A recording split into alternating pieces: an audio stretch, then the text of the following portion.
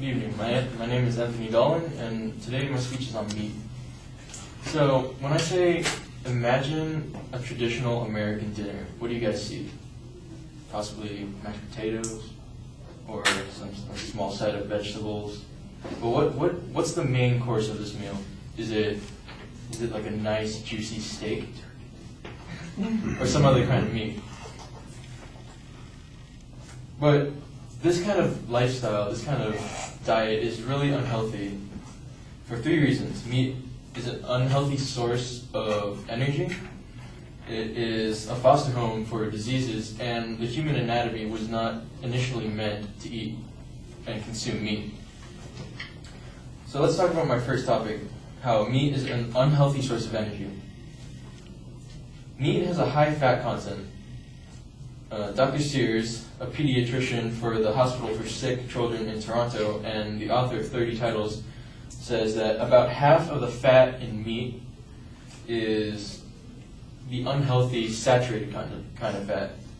And as we all know, there's two kinds of fats. There's the healthier monounsaturated fats, and then the unhealthy saturated fats, which lead to heart disease and eventually maybe a heart attack.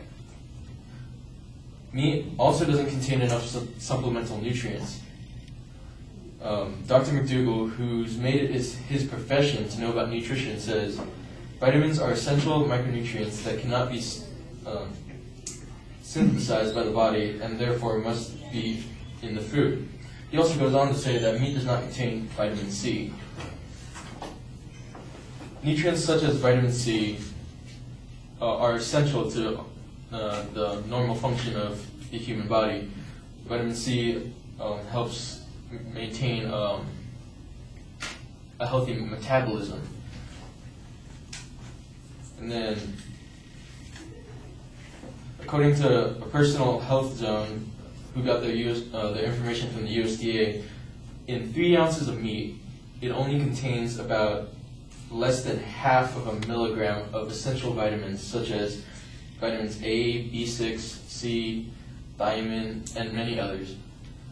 Meat today is also not the same lean and healthy meat eaten by our ancestors.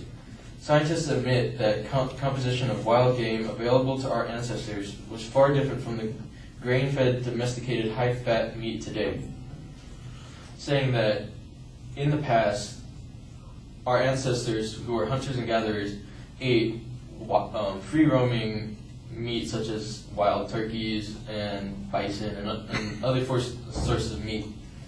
But today, they farm-raised cattle and chicken are given hormones to increase the levels of fat that they yield. My second point is meat is a foster home for disease. The high fat and cholesterol content of meat increases the risk of heart disease. So, because of meat having about half the fat in meat is the saturated fat, which is the really unhealthy kind, it drastically increases our probability of getting heart disease. And the way meat is packaged today and recent animal to human transmitted diseases increases risk of microbial infection. Even though meat packaging is better than it once was when that one famous book, I can't recall right now, was written, it still has a probability of, especially in chicken, that it can be infected with either salmonella or other microorganisms that can lead to even fatalities in humans. And consuming meat increases the risk of cancer. According to PETA, eating abundant amount of protein increases your chance of getting cancers such as colon cancer, breast, prostate, and more. According to Dr. T. Colin Campbell, whose work in the China Project has been considered the most comprehensive study of human nutrition ever conducted, says, animal protein is one of the most toxic nutrients of all that can be considered. Which just shows how even experts say that meat can be very deadly in vast quantities. My last point is that the human anatomy was not initially meant to consume meat. Our bodies, along with other herbivores and omnivores, have a very low cholesterol tolerance. Dr. McDougall says humans, like other plant-eating animals, have livers with very limited capacities for cholesterol removal.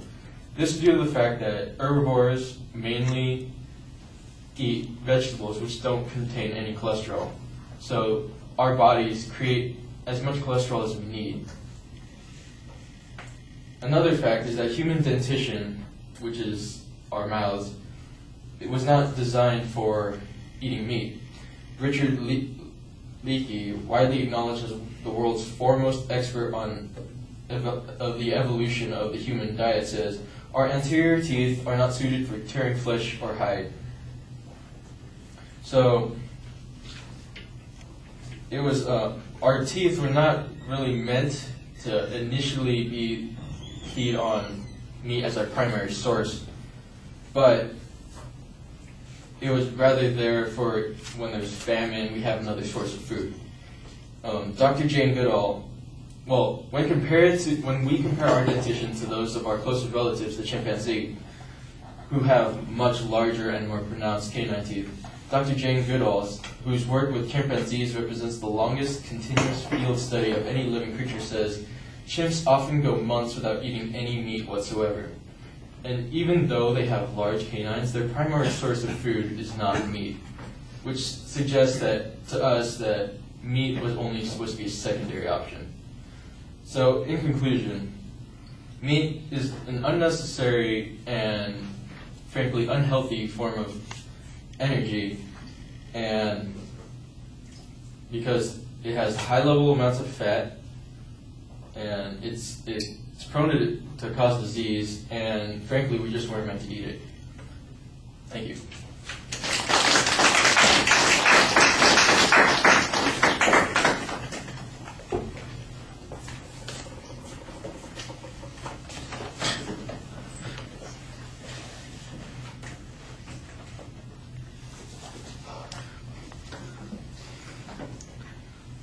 All right. Well, at first your claim is that meat is unhealthy, but later on you refine it a little bit, and you've got a slightly different claim. So you need to have that a little more focused at the beginning. I thought that you did have a very clear statement of what your secondary claims are going to be, and the focus on those points was clear throughout the speech. You did a good job signposting internally. Some of the information I think is pretty solid. There's a lot of factual data on the first point. When you start getting to the quoted material, it's a little conclusionary. You're awfully reliant on particular authorities, and I think there's no statistical information. We're not getting any studies that are talking about these kinds of things, and so any hard data that would contradict this is probably going to be very difficult to respond to if this was a continuing argument. I thought that your presentation, when you're starting off, you go ahead and start with the visualization. Don't tell us what the topic is. You tell us what the topic is as part of the introduction, not as a precursor to the introduction. So you don't need a title page. You don't need to say, my speech is on meat. In fact, it's kind of irritating when people do that. Start with your visualization and then go to the proposition. Like I said, your citation of the supporting points was really solid. Pacing's a little bit inconsistent, but you have very good audience contact, and you're generally talking to the audience most of the time. All right, thank you.